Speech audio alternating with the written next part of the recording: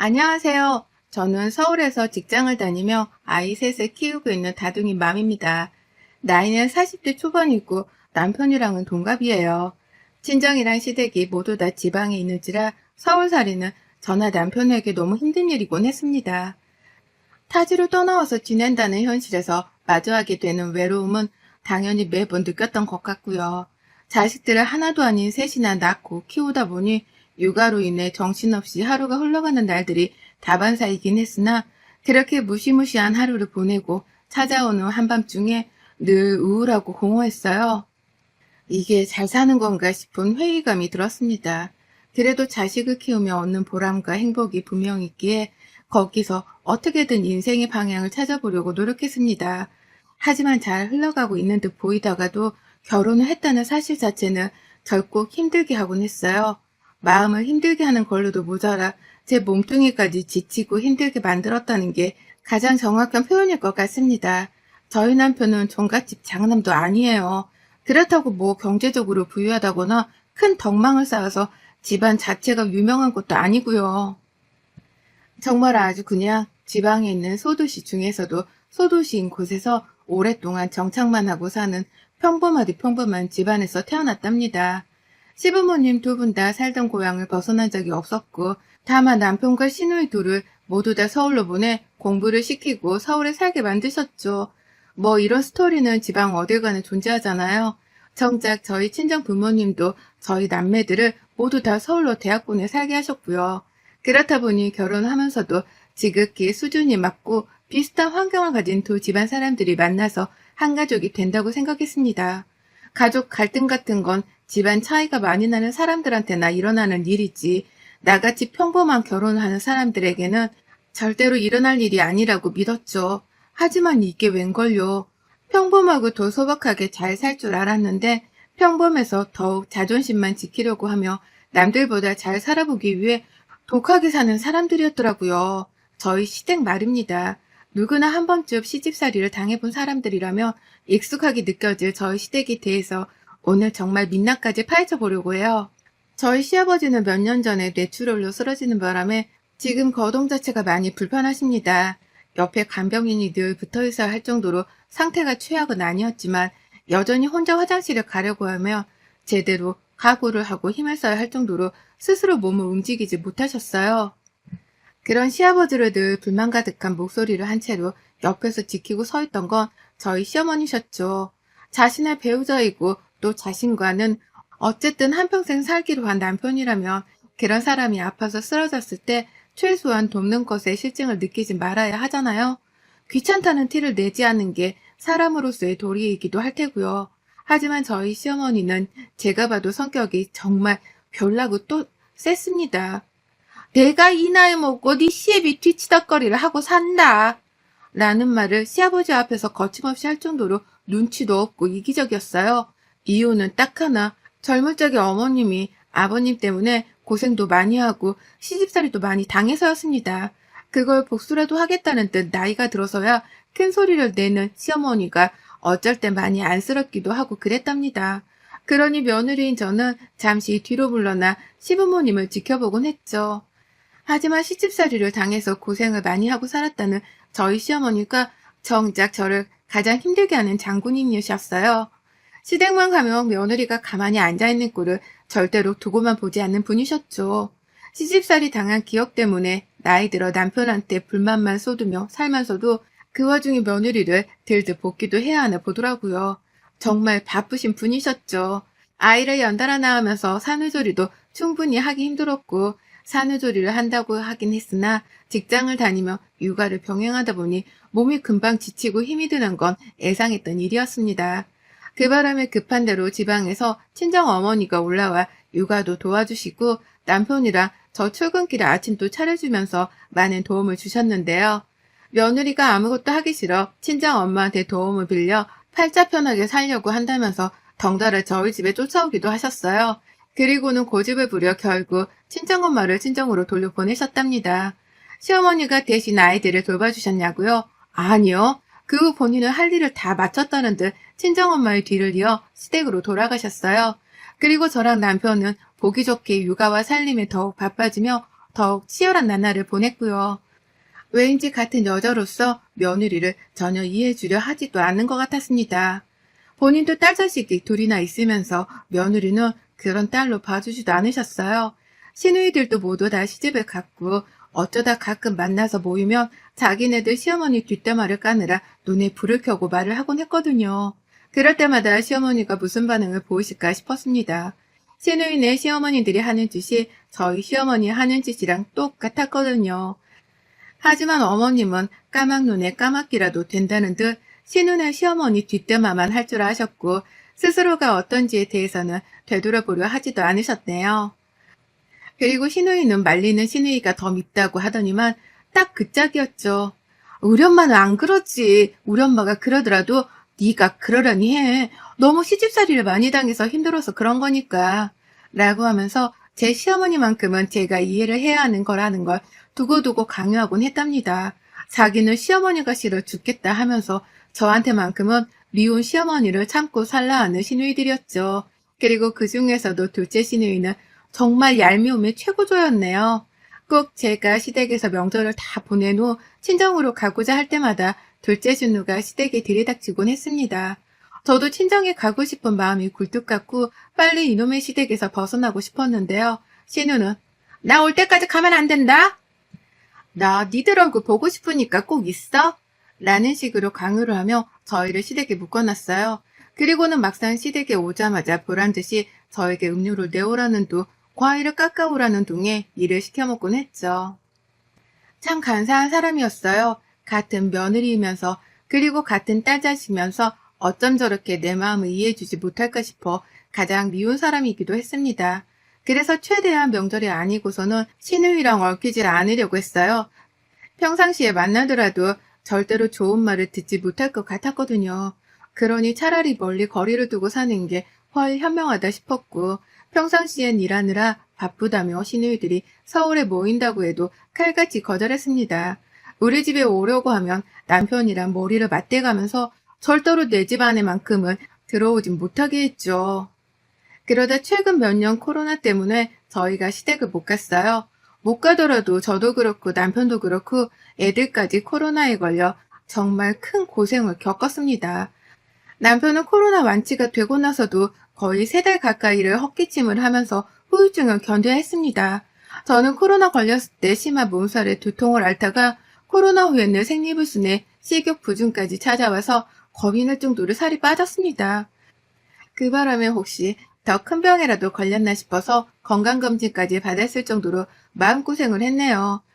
그런데도 시어머니랑 시누이는 그저 명절에 오지 않아서 좋겠다며 저한테 팔자 좋겠다 막말이나 늘어놓더라고요.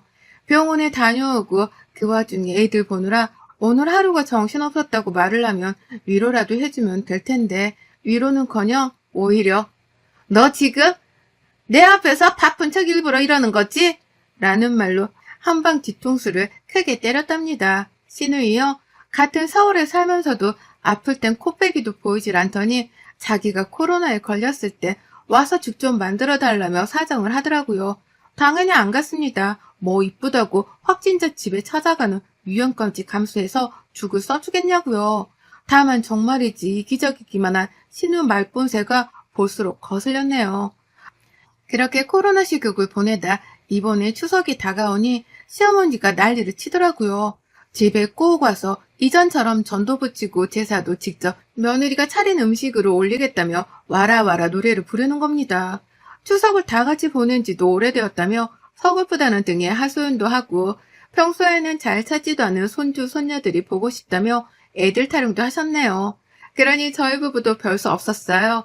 올해도록 못 가보기도 했고 이제는 코로나로 못 간다는 핑계를 댈 수도 없는데 안 가기도 뭐해서 일단은 가겠다고 했죠. 가서 얼마나 많은 일을 할런가는 모르겠지만 이 집안을 시집을 온 이상 제가 감당해야 하는 숙명이라 생각하면서 참기로 했고요. 그래서 최근 며칠 동안 명절 지낸 문제 때문에 정말 스트레스도 많이 받고 사는 게 피곤해 쩔었답니다. 육아 살림에 직장을 이어 이제 또다시 시집살이가 시작되었다고 생각을 하니 여자로서 이런 삶에 많이 지쳐버리고야 말았네요.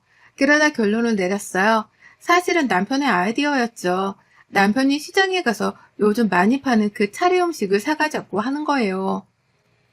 뭐하러 요즘 같은 세상에 며느리가 혼자 시댁에서 전까지 붙여가며 제 세상을 차리겠냐고요. 아무래도 며칠 동안 제가 시댁 문제로 힘들어하는 것에 대해서 위로를 해주고자 건넨 말 같았습니다. 그런 남편의 말에 힘도 났고 생각해보니 제사 음식을 사간다고 뭐가 크게 다를까 싶어서 그러겠다. 저도 마음을 먹었죠. 어차피 돈을 지불하는 것도 제 지갑에서 나갈 일이니까 시댁에는 말만 전달을 하기로 했어요. 원래부터도 음식이며 요리할 준비를 아무것도 해놓지 않으셨긴 했으나 그럼에도 혹시나 싶은 마음에 일단은 제가 대표로 시어머니에게 연락을 드렸습니다. 제사 음식은 다 사서 준비를 해갈 테니 아무것도 하지 말고 계시라 말씀드렸어요. 그러자 시어머니는 요즘 그런 것도 살 수가 있니? 라는 반응을 보이면서 처음에는 무척 신기해 하더라고요. 제사 음식을 직접 만들어 들고 오는 게 아니라 밖에서 사가지고 오냐는 것도 재차 확인하듯이 물어를 보셨고요. 충분히 설명을 드렸습니다. 돈도 내가 지불하고 음식도 잘 만드는 곳으로 선별해서 잘 들고 가겠다고 말씀을 드린 후 대화는 잘 마무리했어요. 어머님도 계속 알겠다고 하면서 다른 말은 없으셨고요. 그런데 뜬금없이 둘째 시누이한테서 연락이 왔습니다. 솔직히 전화가 걸려왔을 때 살짝 불안하긴 했는데요. 전화를 받자마자 아니나 다를까 제사 음식을 사온다는 것 때문에 화가 머리 끝까지 나서는 연락을 해왔더라고요. 지가 뭔데 말입니다. 아니, 내가 살다 제사 음식을 사서 가져온다는 며느리는 처음 들어보네? 우리 집이 그렇게 우스워? 얼마나 우스웠으면 제사 음식을 감히 사오겠다는 생각을 다 해? 라고 하면서 소리를 치는데 귀가 떨어져 나가는 줄 알았어요. 너무 크게 소리를 질렀거든요. 이게 시누이가 이만큼이나 화낼 일인가 싶어 어안이 벙벙했습니다. 제 얘기를 들어보라고 차분하게 대답을 했더니 입 닥치고 내 말 들어! 라는 말과 함께 뭔 말인지도 알아들을 수 없을 만큼의 말들을 빠르게 뱉어냈죠. 주제 파악을 못하고 음식을 밖에서 사온다느니 밖에서 돈 버는 유세 떨지 말라느니 하며 별별 듣도 보도 못한 악담을 죄다 들었습니다. 무식하게 소리부터 질러대는 시누이와 달리 저는 바로 행동으로 옮기겠다며 그 말들을 모조리 다 녹음해 버렸고요. 시누는 한참 동안이나 씩씩대며 화를 멈출 줄 몰라 했고 급기야 너 내 눈앞에 있었으면 내가 지금 당장이라도 네 머리채를 잡았어! 라고 하면서 대책이 없을 만큼의 거친 말도 결국 쏟아내 버렸습니다. 손으로 허공에서 머리채를 잡는 신용이라도 하고 있는 건지 전화 너머로는 공깃바람 소리까지 들리더라니까요. 씩씩대는 신우의 숨소리랑 섞여서는 헵사 협박 전화를 방불케 했습니다. 그리고 그때 전 정말 지금에 와서도 왜 그랬는지는 모르겠지만 너무 무섭고 황당하고 말도 안 나올 정도로 억울해 죽겠는데도 너무 거칠게 말을 쏟아내며 지 혼자 씩씩거려 어쩔 줄 모르는 신우가 우스워 죽을 뻔했어요. 정말 지금도 왜 이게 웃긴 상황으로 느껴졌는지 모르겠지만 자기 시댁에 이어서 친정 대사까지 걱정하며 오지랖을 있는 대로 떨어대는 신우가 너무 애잔하고 우겨 죽을 뻔했네요. 자기는 시댁에 가서 전도 붙이고 고생은 바가지로 하며 또 시집살이를 당할 게 뻔한데 친정집 며느리는 편하게 음식 사다 상에 올리며 편하게 보낼 생각에 질투가 났을 신우의 속마음이 훤히 보였습니다. 그러니 전 뒷감당을 하지도 못한 채 그 자리에서 하고 웃어버리고야 말았어요. 순식간에 벌어진 일이었습니다. 한 번 웃어서 그런가 두 번째 웃음이 터진 건 일도 아니더라고요. 라면서 배를 잡고 뭐 이런 모질한 사람이 다 있냐며 막 웃어 제꼈어요. 그러니 신우도 더 열이 받아 소리를 지르고 너 가만 안 둔다고 또 벼르고 난리를 치다 전화를 끊었죠. 저는 뒷감당이 안 될까 겁이 났으나 일단 최대한 침착하고자 했어요. 웃어서 눈물도 나오는데 이 정신나간 신우가 어떤 방법으로 복수를 하려들까 싶어 그게 뒤늦게야 걱정이 되기 시작했습니다. 하지만 어머니 사실을 따져봐도 제가 잘못을 한 건 하나도 없었고 욕이란 협박을 한 건 신우였기 때문에 잘잘못은 정확하게 따지기로 했어요. 그리고 전 신우이와의 통화 녹음 파일을 그대로 삭제 없이 저희 남편에게 보냈습니다. 이거 가지고 고소라도 할 생각이니까 니네 누나가 뭐라 하면 나한테 바로 이르라고 문자도 따로 남겼고요.